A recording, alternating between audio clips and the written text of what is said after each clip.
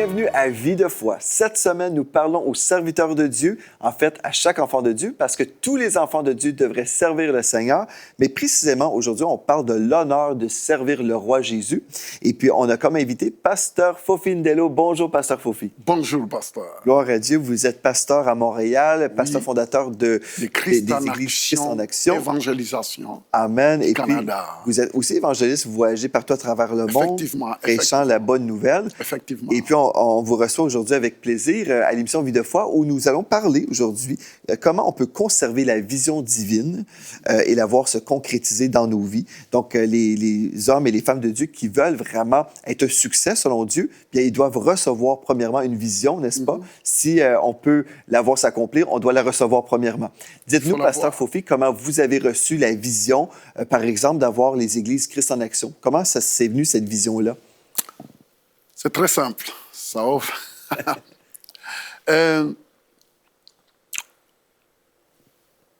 J'ai eu quelque chose. En fait, j'avais un peu de... Je peux vous le dire sincèrement, que je me voyais plus dans ce que je faisais, évangéliser, gagner des âmes.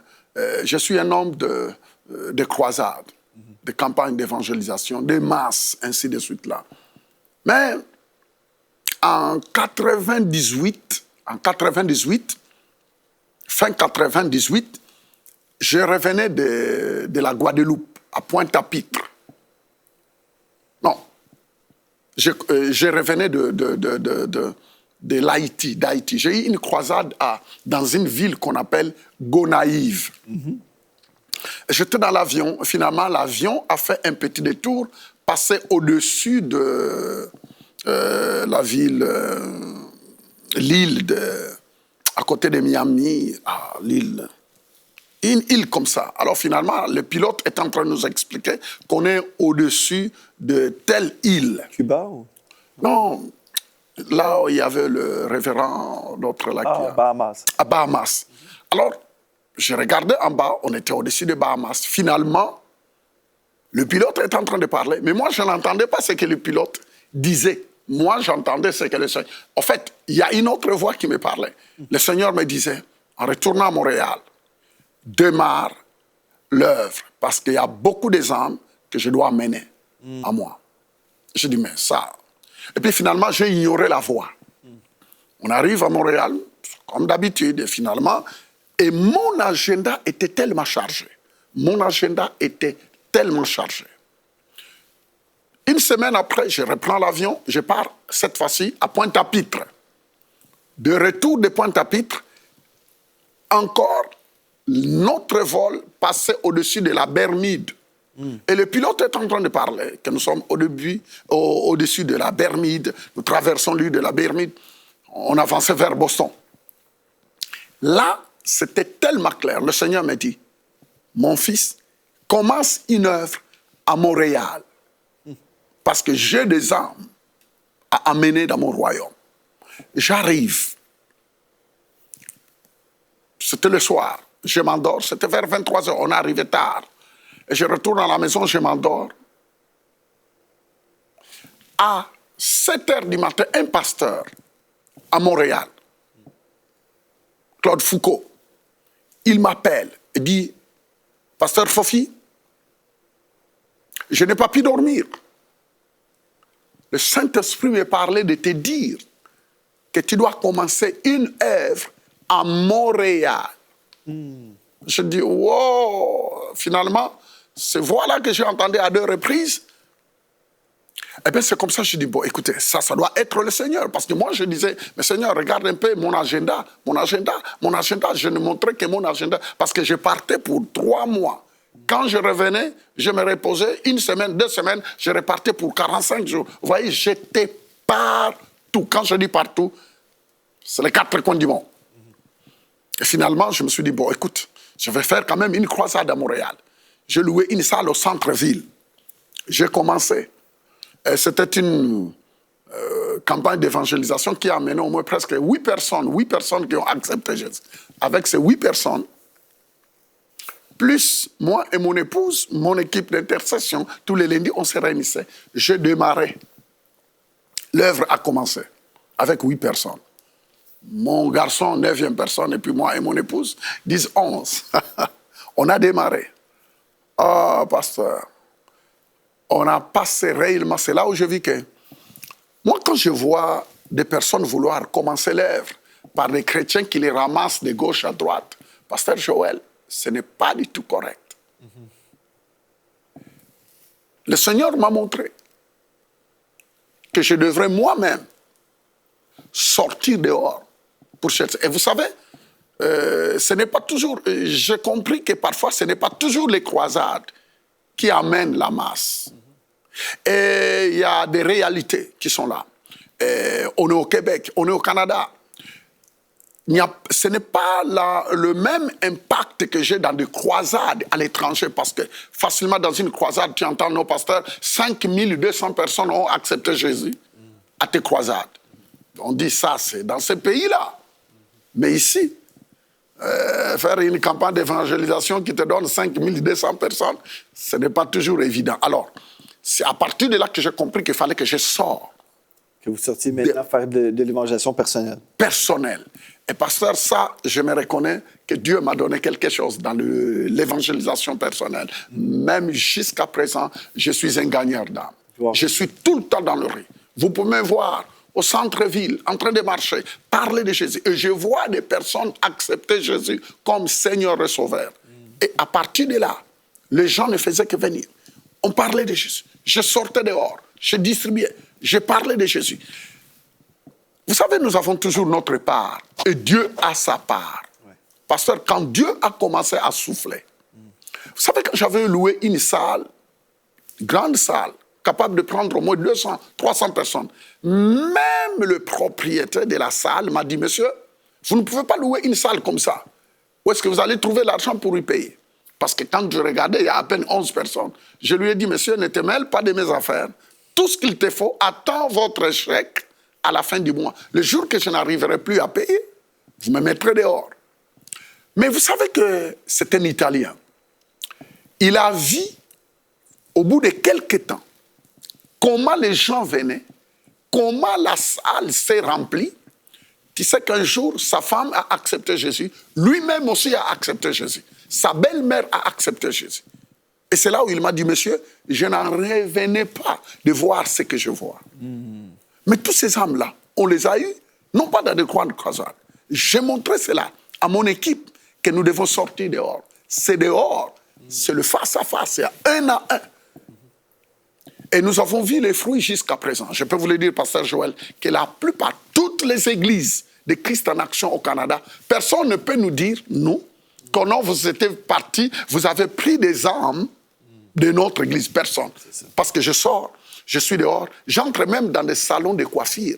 Je commence à parler de Jésus dans le salon de coiffure et finalement, la cellule commence là et directement c'est une église. C'est de cette manière-là que j'ai commencé même à Saint-Hyacinthe. C'est de cette manière-là que j'ai commencé au Nouveau-Brunswick, ainsi au Québec, partout, partout, partout. C'est de un à un. J'apporte des gens dans le riz. Gloire à Dieu, ben, c'est merveilleux, vous êtes vraiment dans votre appel et on voit les fruits. Une des choses, comme on veut parler aujourd'hui, vraiment comment conserver cette vision, bien, vous nous dites que vous avez reçu, en fait, une vision divine que vous n'avez pas sollicitée. C'est Dieu, encore une fois, qui vous a surpris et qui a répété à 3 reprises. À 3 reprises. 3 reprises, vraiment, votre appel à démarrer cette Église-là. Bon, une fois que vous avez reçu cet appel-là, vous aviez dû obéir. Donc ça, c'est une chose, on obéit. Mais après, une fois qu'on a pris le premier pas, bon, comment faire pour conserver cette vision? Parce que moi, une des choses que je vais dire souvent, c'est qu'on doit garder la vision devant nous. Parce que dans Proverbe 29, verset 18, il est écrit « Quand il n'y a pas de vision ou de révélation, le peuple est sans frein. » On doit vraiment savoir ce que Dieu nous appelle à faire.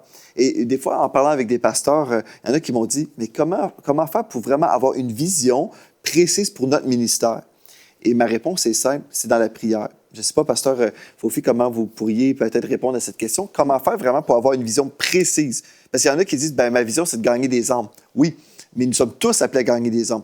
Personnellement, pour notre propre vie, qu'est-ce qu'on doit recevoir de la part de Dieu ou comment savoir exactement, précisément, comment on va gagner des âmes? Vous savez, pasteur Joël, ce que je peux dire par là, c'est que souvent, parfois, on ne commence pas toujours à notre paix notre appel auquel Dieu vraiment nous dirige. Est-ce que tu vois? C'est une grosse erreur parfois. Il y a d'autres qui pensent que non, Dieu m'a appelé à être un apôtre directement. Dieu m'a appelé à être prophète directement, maintenant. Ça, ce sont de grosses erreurs parfois que des hommes de Dieu font miroiter à d'autres personnes qui entrent dans le ministère en disant, parfois ils lui donnent une prophétie en disant tu es appelé au ministère prophétique. La personne pense que directement, là, il entre. Il y a une progression là, dans le Mais ministère. on va de progrès en progrès. Dieu, c'est un Dieu qui nous dirige de progrès en progrès. Au fur et à mesure, Dieu, vous savez, quand l'appel est là, la Bible dit que l'appel de Dieu est irrévocable. Ça, on le sait. Et maintenant, c'est ta part aussi de chercher la face de Dieu. C'est ça. Et d'aller étape par étape. Ne cherchez jamais à brûler les étapes. Parce qu'il y a d'autres choses qui vont se clarifier. Au fur et à mesure, tu t'attaches et tu avances, les choses deviendront claires. Parfois, tu peux travailler dans un ministère quelconque. Vous pouvez être là dans un ministère de quelqu'un d'autre. Et petit à petit, le Seigneur va commencer à t'orienter. Regardez, pasteur, vous étiez dans la télévision en Alberta. Au début, c'était difficile de croire qu'un jour, vous deviendrez pasteur. Et puis commencer à... Mais quand l'appel est là, voyez-vous, votre obéissance à servir dans le ministère de quelqu'un d'autre. C'est ça. Et Dieu vous a conduit étape par étape. Voyez comment Dieu conduit. Maintenant, là, tout de suite, là, on est en train de parler comment Dieu aimerait bien vous amener encore dans le monde anglophone. Alors qu'en revenant aussi au Québec, vous avez senti que c'était le peuple francophone. Mais c'est qu'on ne peut jamais limiter Dieu. C'est ça. L'essentiel, c'est d'être fidèle. La parole de Dieu nous dit, si on est fidèle dans les petites choses, Dieu finira par nous confier des grandes choses. C'est ça. Mais le problème actuellement, c'est que les gens ne croient pas au minime commencement. Les gens regardent seulement le ministère des autres. Ils voient comment ils ont progressé. Ils ne comprennent même pas son histoire, son début, son premier commencement, le petit commencement. Ils ne voient même pas ça. Ils voient directement l'ampleur qu'il a aujourd'hui. Mais c'est une grosse erreur. Je l'ai dit même aux étudiants des centres de formation biblique chez moi. Je leur dis, et partout où je suis invité, actuellement, j'étais en train de donner des cours aux étudiants à l'école biblique au Pakistan. Parce qu'il y en a. Alors je leur expliquais que Dieu, c'est un Dieu de progrès. J'ai montré comment Dieu a appelé Joseph, comment Dieu l'a conduit étape par étape jusqu'à devenir au top là où Dieu lui a amené. Dieu, c'est un Dieu qui nous conduit de progrès en progrès. Pasteur Joël, s'il y a quelque chose qu'on doit vraiment mettre dans nos ministères, c'est d'aider aux jeunes, même aux autres hommes de Dieu, de savoir que Dieu, c'est un Dieu de progrès. Ce que vous voyez aujourd'hui, je ne l'étais pas il y a de cela quelques années. Mais c'est que Dieu nous dirige étape par étape. Dieu nous dirige vraiment étape par étape. Et vraiment, comme Dieu m'avait parlé il y a maintenant au-delà de 10 ans, là, au moins, plus que ça, même peut-être 20 ans maintenant. Mais c'est vraiment, Dieu nous dirige un pas à la fois. Mais il va nous montrer le premier pas qu'on doit prendre. Ensuite, il va nous montrer le prochain. Exact. Et des fois, c'est juste ça qu'on peut avoir comme vision. OK, Seigneur, tu m'as dit de faire ça. Et on ne sait pas ultimement ce que Dieu va faire, mais au moins, on doit avoir la vision pour aujourd'hui. Amen. Et on progresse.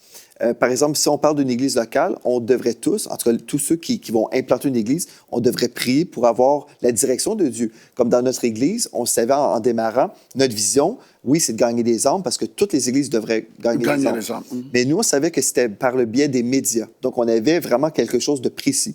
Dans votre cas, je suis certain que les gens de votre église épousent votre mission aussi, que vous êtes appelés à gagner des âmes dans les nations. Donc, c'est une église missionnaire. Mais dans chacune des églises, on doit avoir une mission précise parce que sinon, on est juste une église générale, sans vision. Et souvent, les gens disent, généraliste. Notre vision, c'est de gagner des âmes. Oui, mais nous sommes tous appelés à gagner des âmes. Là, il faut savoir comment on va gagner des âmes. Bon, nous, c'est les médias. Vous, c'est aussi les médias, mais aussi beaucoup de croisades, puis de l'évangélisation personnelle. D'autres ministères, ils vont vraiment mettre l'accent sur l'aide, admettons, humanitaire. Bon, il y a toutes sortes de visions, mais ce qui compte, c'est de prier. En gros, il faut prier, chercher la face de Dieu et recevoir de Dieu cette vision précise. Surtout ça. Vous savez, un jour, le Seigneur m'avait parlé de quelque chose que j'ai toujours répété à l'église. Je suis en train de prier et je me vois dans une vision. Un mur immense tombé en face de moi. Pire.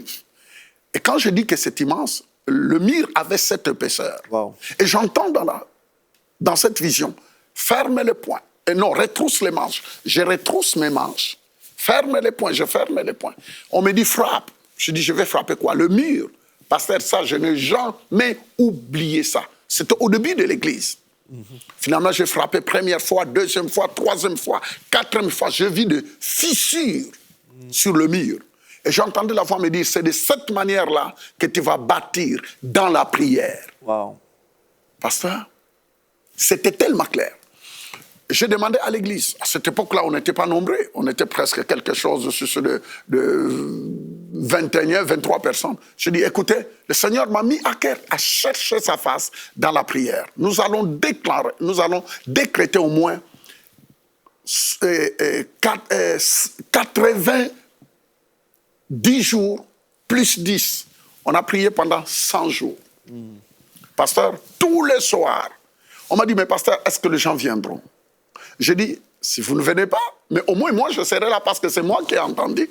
Quand Dieu m'a dit, on a prié pendant 100 jours. Il faisait très froid, mais très froid. C'était de novembre, décembre, janvier, jusqu'au 10 février, on a arrêté.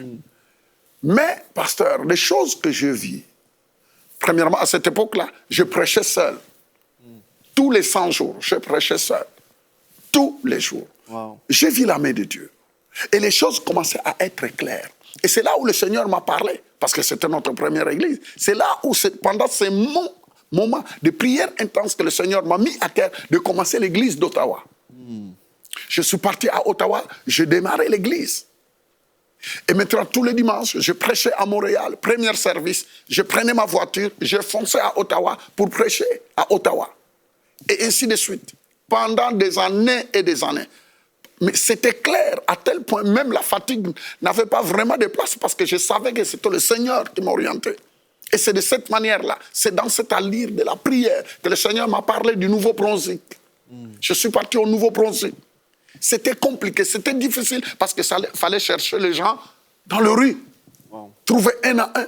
Et on a démarré. Aujourd'hui, j'ai béni le Seigneur quand je vois le travail qui se passe. Et c'est de cette manière-là que le Seigneur m'a mis à cœur à aller dans d'autres villes. Mais j'arrive parfois, je dis, mais comment je vais commencer? Mais tu sens cette paix au fin fond de toi. Parce que ça fait partie de ton appel, de la vision que Dieu t'a donnée. Et jusqu'à présent, pasteur, je peux vous le dire, que je suis en feu. Je me disais, je crois qu'après des années, ça finira par baisser. Mais pasteur, je deviens plus encore en feu à vouloir commencer l'église de gauche à droite. Jusqu'à présent, je suis en feu à gagner les âmes, même dans des places où tu ne croiras pas. Mon épouse, elle me regarde toujours. Quand je suis avec quelqu'un, dès qu'il me voit croiser quelqu'un, même quand on est avec elle, elle dit, je savais que 10 minutes, ça serait trop loin pour que tu me présentes la personne comme un frère ou une sœur en Christ. C'est en moi. C'est au fin fond de moi. Je ne peux pas m'en passer. Dans l'avion, quand je suis dans l'avion, à condition que je ne sache pas parler la langue de la personne à côté de moi, je ne le lâcherai pas. Il va finir par accepter Jésus. Je bénis le Seigneur parce que ça fait partie de ma vision. Ça fait partie. Et on voit les résultats. Et je crois que ce que vous avez dit, il faut prier. Parce que tout vient à la naissance par la prière. Parce qu'en même temps, quand vous vivez des épreuves, c'est dans la prière aussi où vous allez être ressourcé. Parce que des fois, les gens disent, mais comment être persévérant? Je vois le pasteur Fofi qui porte beaucoup de fruits pour le royaume de Dieu, qui gagne des âmes et son feu ne cesse d'augmenter. Moi aussi, je vais être comme ça. Mais comment faire? Vous demeurez connecté à Dieu. C'est ça?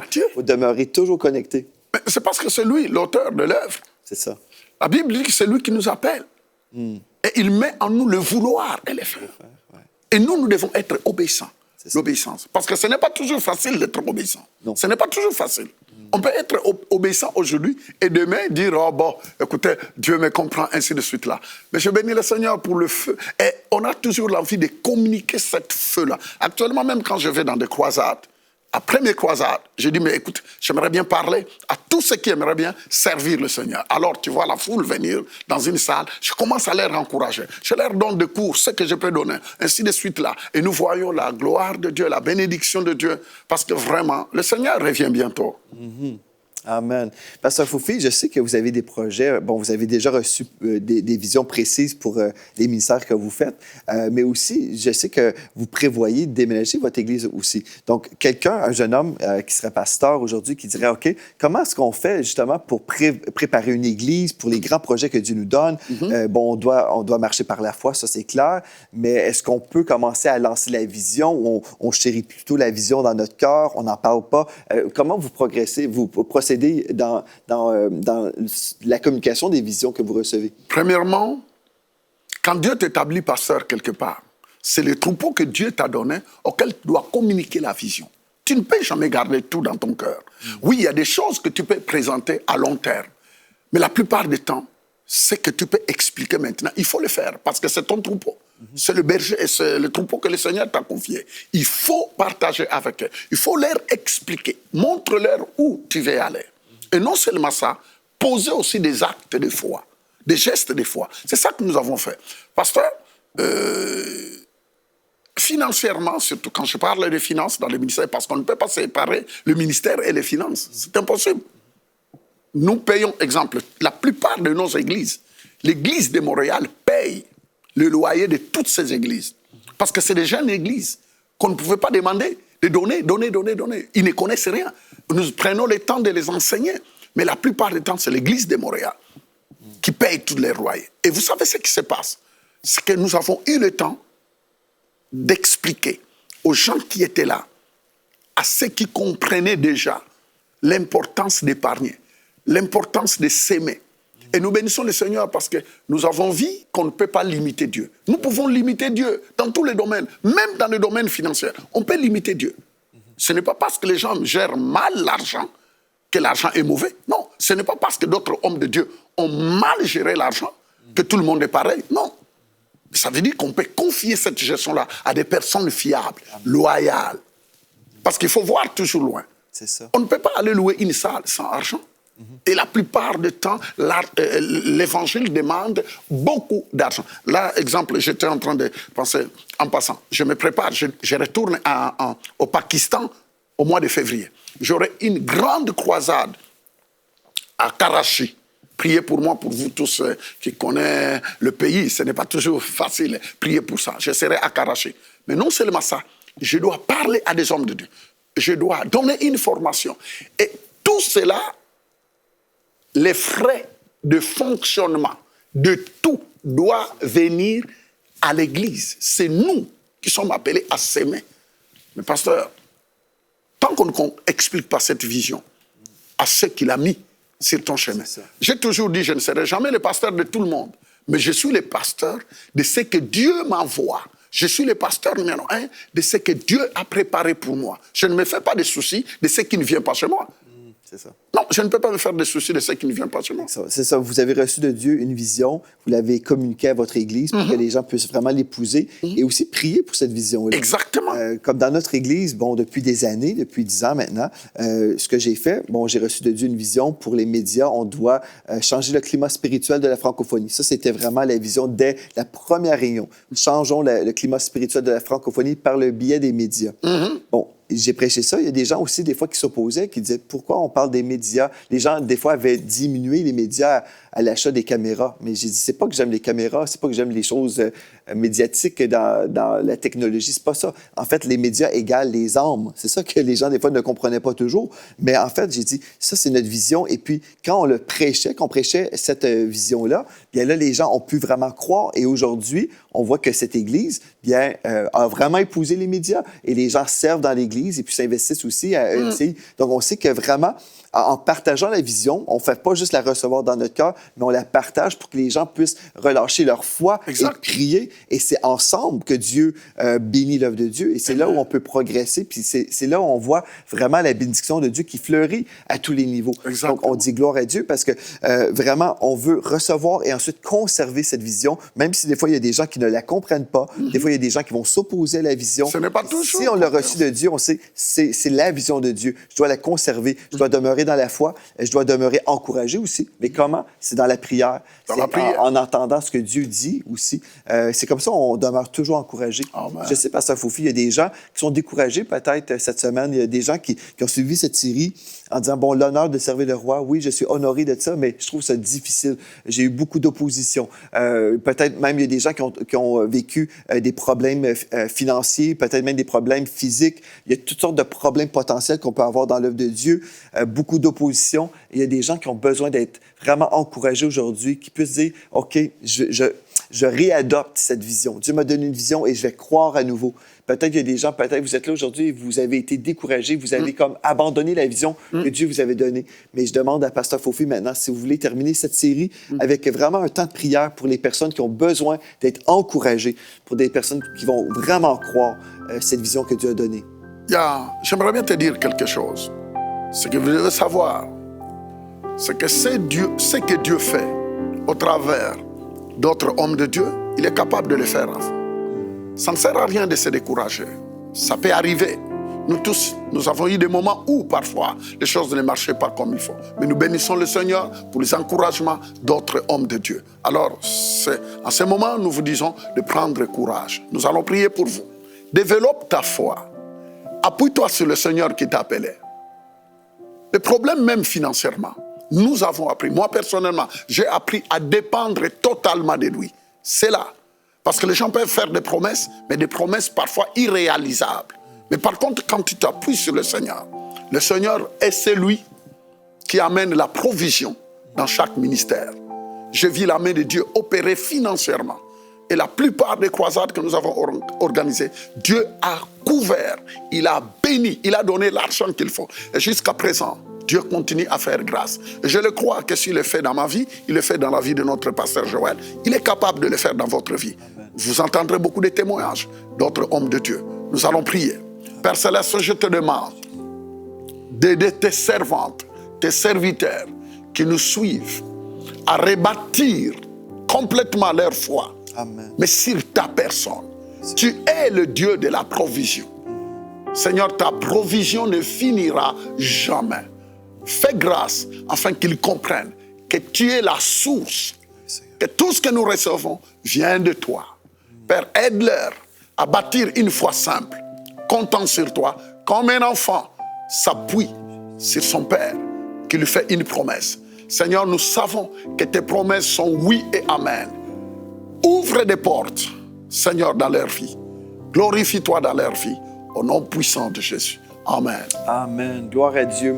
Amen. Si vous avez été bénis cette semaine, je vous invite, vous pouvez nous écrire à videfoi@enseigne-moi.com, videfoi@enseigne-moi.com, et dites-nous ce que Dieu a fait dans votre vie, les encouragements que vous avez reçus et les percées aussi. On veut se réjouir avec vous.